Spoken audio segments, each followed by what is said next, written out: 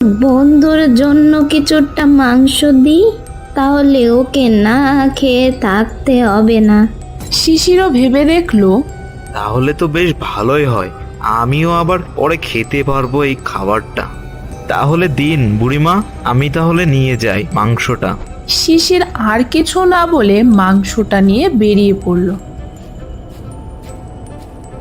কিন্তু হঠাৎ তার চোখে পড়ল কয়েকটা শেয়াল হোটেলের পেছন থেকে বেরিয়ে আসলো, আর তাদের মুখে হাতে কি যেন লেগে আছে। কিন্তু শিশির এসব খেয়াল না করেই চলে গেল সেখান থেকে। যেতে যেতে দেখলো শেয়ালগুলো ওর হাতের খাবারের দিকেই তাকিয়ে আছে।